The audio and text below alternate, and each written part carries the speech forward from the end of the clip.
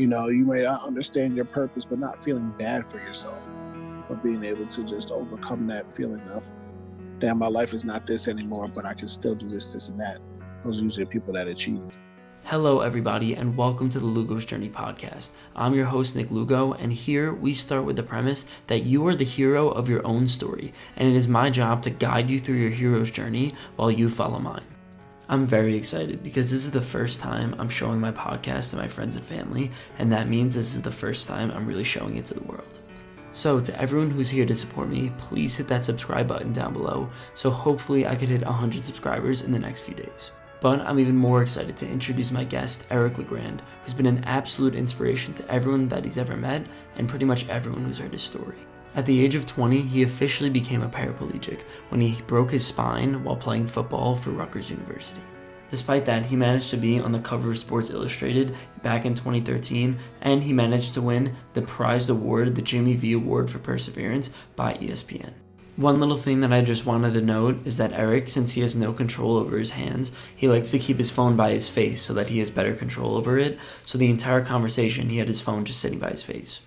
I wanted to skip the pleasantries and get right into it. So the first question I asked him wasn't about him, but it was about the other people who have suffered spinal cord injuries and what they're like. So with that in mind, let's get to it. Honestly, it's just the unknown of not knowing what's going to happen and where your life is going to go, because I was in that exact feeling. So people get that feeling all the time where they just don't know what's going to happen in their life or where they're going to be able to go with their life, and if they're going to be able to walk again or with their family, working wise. It's just the fear of the unknown, and being able to show them, what I went through and where I have been usually puts people at ease. Wow. So do you find yourself that you're sort of like a leader in this space, or do you really take inspiration off people that have done it before you? No, it's a mixture of both. Yes, I consider myself a leader, but I also, get inspiration from other people that have gone through this as well, that have been in this chair a lot longer than I have. Have you talked to people like Ryan Shazier, or a bunch of other people that you reference in your book, like I think Adam Taliaferro? Yeah, Taliaferro. Yeah, I spoke with Ryan a few times and whatnot, and he's had his head on straight, and he's working his butt off to get to where he wants to be. And yeah, Adam Taliaferro's one of my biggest inspirations in the world. So yeah, being able to connect with them and use them as inspiration and motivation is huge. Wow, dude, that's awesome. So, a big question that I was wondering, which is especially like prevalent amongst, other people that go to Kessler and go to a bunch of other, have spinal cord injuries. What's really the difference between those who persevere and keep going? And what's the difference between those who really just kind of like call it quits in their life and just kind of end up, giving up? Mindset and the environment that they're in. If you're around a bunch of negative people with negative thoughts and just negative actions around your life, then usually you don't turn out too well, just like an able-bodied person. And when it comes with the mindset, of having a positive attitude, a great support system, which is huge. Unfortunately, not everyone has it, but a great support system, and knowing that, you may not understand your purpose, but not feeling bad for yourself, but being able to just overcome that feeling of, damn, my life is not this anymore, but I can still do this, this, and that. Those are usually people that achieve. Interesting. So what do you do to sort of stay positive? I just, I'm in a point where I understand my life and my purpose now of what I need to do. I have a lot of responsibilities that keep me going, keep me motivated, but always realizing how blessed and how fortunate I am, and knowing that life could just change at the drop of a dime just like that. So that keeps me motivated and positive. Yeah, there's a lot of people. It's an interesting. So I'm a big psych guy, right? It goes into this thing called contrast effects, and it's pretty much like you don't realize, like people usually get a little ungrateful for all the things that they have until something bad happens to them, or something, or they feel like something bad could happen to them and all that stuff. So for all those people who are a little bit, they don't really have the sort of appreciation for life that you have and all that stuff. And they struggle with all these things that, are a little more menial, right? Where they struggle with, weight and, addictions and all that stuff. And it's not really as, it's not a matter of life and death. It's more of a matter of, persevering and going through all these little things that allow you to build yourself up. What would you say to them to be able to persevere in the way that you persevered? Look at someone that has a similar story to them, where they want to get to and where somebody has came from. You know, you may not have went through it yourself, like, or you may not have that much adversity that you need to overcome yet.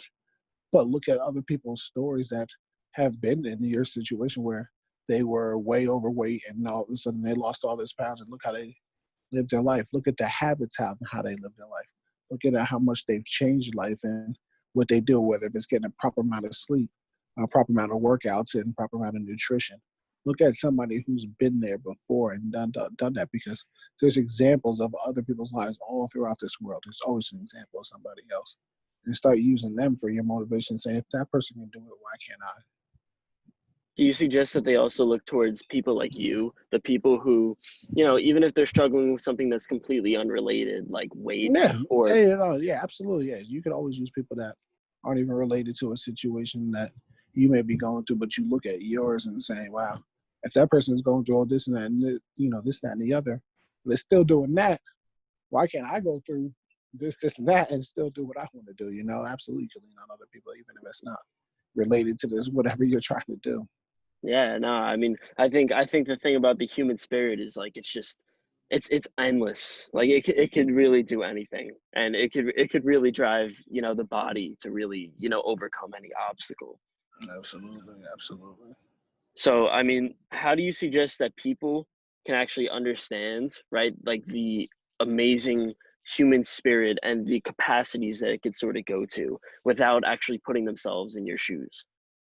I guess I would say for that question, people need to learn to sometimes reflect on all the, like, when things start going bad in their lives and start complaining about this, that, and the other, and they're not happy all the time. Start reflecting on everything that you've been able to do, the people that you gotten to meet, the places you've gotten to go, and start realizing, wow, this was an amazing feeling. Like, that made me feel good. I want to do more of that. I'm going to, appreciate that a little bit more, because I may not be in that right state of mind or that frame right now, but I'm going to remember those moments and try to do whatever I can to get back to that feeling of happiness. Being able to, when you're going through tough times and things just seem like they're just piling up against you, it's important to look back on those moments where you actually felt good, because a lot of times people forget that feeling or what it felt like to feel good again. When you remember it, your body wants more of that. So you start doing things in order to make you get that feeling again. That's very important. Yeah. Well, there's this concept. It's called learned helplessness. I don't know if you ever heard of it, but the way it kind of works is that after so many times of not experiencing a good feeling, right? Or after so many times of experiencing failure, right? Like, let's say you're trying to recover and you keep trying, but nothing really ends up working. You don't really experience any progress. People just kind of end up giving up, right? They just kind of accept that sort of low, they're gonna accept that they're not going to achieve their goals, and then they're just gonna kind of live with it. So have you noticed that that's pretty prevalent amongst people who have gotten spinal cord injuries? With spinal cord injuries, I guess you could say yes and no, because I've seen it when people have just given up and they stop doing therapy and they just put their energy towards something else. And, there's nothing wrong with that as well if you want to put your energy towards something else, but I also commend the people that still continue to work out every day, grind away, work hard, and still keep a 9-to-5 job or whatever job they have doing, continue to add to it. I love to see when people add stuff to their list instead of stopping something else to start something else. You know what I mean? In that type of manner where I'm not getting any better. I'm not going to waste my time going to therapy. I'm just going to put my effort towards, my work and just forget about my actual body. Like, that's not the way to do it. And I will try to tell somebody that you can figure out a way to add more to it. It might be more stressful and for the time being, but trained behavior becomes instinct. You'll be able to learn that over time, and then all of a sudden it just becomes your natural habit to do that. Really? Wow. Well, I mean, you do a lot of things. You do. I know you're doing the Eric Legrand Foundation, right? You're you're, working on all the, being able to walk again, but you're also doing motivational speaking. You're also doing, virtual conferencing. So what do you do to sort of be able to keep up all the load that you have? I love it. It's honestly not that hard to me. When I was at college, we had to be able to manage our schedule and be able to juggle so many different things. And being a student athlete, I mean, it's no joke, especially at the Division I level. Every single hour of the day is blocked off for, whatever you have to do, whether if it's breakfast in the morning, to a lift, then practice, then class, then study hall, then a weight room session. Everything is monitored by a time. So now when I do this, I'm like, I got to do this, this, and that, but it still doesn't compare to how hard my schedule was when I was in college. So this is really not that hard for me to juggle running my foundation, Team Legrand of the Christopher Dana Reed Foundation, then jumping on to do a Zoom call where I have to, talk about some motivation, inspiration, then work on my clothing line, and, come up with ideas for that. It's, that stuff is fun to me. Like this just something I have to do, and I try to put things in there like time for reading my book, learning Spanish, all the different stuff. Wow, that's awesome. Well, do you notice that when you're actually going through all this stuff that your life, like your previous life was completely different than your new life? So do Oh yeah, you it's when definitely different. It's definitely different. Go ahead. I'm sorry. well do you, no, it's all right. So when you actually go through and you're thinking about, the differences between your two lives, do you notice that your personality and your entire, demeanor has completely changed, or do you feel like they're very similar? Me, I'm very similar. I'm still me. I always will be me. I'm going to do the things that make me who I am and make me enjoy life. So not much has changed. I guess my attitude towards things, I don't know if it really has changed much. I am who I am. What fits me. Now, I've been doing different things. Like I'm not training to try to get to the NFL right now, you know what I mean? But I'm still trying to become Yeah, my best self in other ways. So I don't know if it has changed me. Like I said, I am who I am, and I stick to the things that make me happy and what I enjoy doing. that's awesome, man. Well, I think it's really cool that you find, like, no matter which way you sort of turned, you found like a really great like amount of fulfillment that comes from it, right? So even though you experience a nice setback, or you might not even call it a setback in your life, right? You might even call it something that made you even more fulfilled in your life. So Yeah, would definitely you not a actually, setback. It's definitely not a setback. It's just a speed bump in the road along the way that just happened. But when when I was 20 years old, God willing, I'll have many more years ahead of me that will, propel me to, that day when my name is called to go, and hopefully you leave a legacy behind. wow. So actually tell me about God. Tell me how you feel about, what God has put in place for you. I have a relationship with God. I have a very special relationship. I pray, to Him in the morning and at night, and sometimes throughout the day, even. And, He's just continues to show me His blessings each and every day upon my life and the things I do and the things I ask for and pray for. I know everything happens in His time, and if it doesn't happen right away, it doesn't mean it's going to not happen. And I just continue to believe in Him and know that there is a higher purpose for all of this of what I'm going through right now. Do you find that before, when you were, in Rutgers and you were playing Mhm. football and all that stuff, you drifted a little bit more towards like the instant gratification life, and now you're sort of Mhm. drifting more into like the patient's life and living a long, like fulfilling life? I can say yes a little bit here and there because, at Rutgers, nothing was ever instant gratification because we always would feel like working for something that was long term. So, but I was always, I would do what I want to do, what I wanted to do it. So, yeah, that part of being able to develop the patience route has definitely helped me a little bit, for sure, having to now rely on other people and not, if I don't do something right away, not getting all upset and frustrated, just, when it has its time, it has its time. So, I will say, definitely, yeah, go from being able-bodied to now in a wheelchair.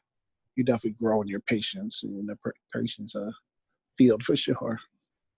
Do you find that you actually end up being more fulfilled rather than you were when you're able-bodied? I don't know. I was all around. I was very happy when I was doing it back then. Very happy what I'm doing right now. So I was always fulfilled because I was always going after something. So, I was always pursuing something. It's not like I was just sitting on my butt doing nothing. I always had a reason and a passion that I was going after for it. I was long term. So yeah, I don't know if I feel more fulfilled now than I was back then. So that's super interesting. So why do you think that that meaning, right? Like this sort of constantly having things to do and constantly having a purpose and being driven towards something is the thing that really makes your life like super fulfilling. Say that one more time. I want to No, it's give you a so good actually, answer. Say it one more time. so I'll give you a little background actually. It's super interesting. So there's this guy, his name's Viktor Frankl. He wrote a book called Man's Search for Meaning, and his whole theory, and he was in the concentration camps in Auschwitz, and he actually ended up making it out of there. He had a 1 in 28 chance, and he actually ended up making it out of there. And he created a whole psychological theory that a life isn't fulfilling, a life isn't meaningful unless you have something to strive for, unless you have something that's super meaningful. So even in your past life and even in your current life now, you have always found something to be meaningful and purposeful, and you're driven to be going towards a goal. So do you find that that's sort of like the most important thing for to be fulfilled? Yeah, and having a purpose, having a drive, having something that you wake up every day excited to go after and strive for. I think that's huge in life. A lot of times people just go through go through the emotions and not, actually have something that they're working towards. They get up, they eat breakfast. If they have kids, you get the kids ready off to school, and you come home. You go to work, you work all day long, come home and deal with the kids, and then just go to bed. And it's just rinse, repeat, rinse, repeat. But people that have a goal and a drive and a purpose, even if that's a purpose at work or something like a side hustle, or if it's with your kids trying to develop them, have just that drive and a reason for something that gets you excited for. Because, but if it gets you excited, you get those feelings, it's going to make you push for it and want it more. So that's why I say having a purpose, having a reason, or finding your purpose, because everyone has one. So Yeah, important.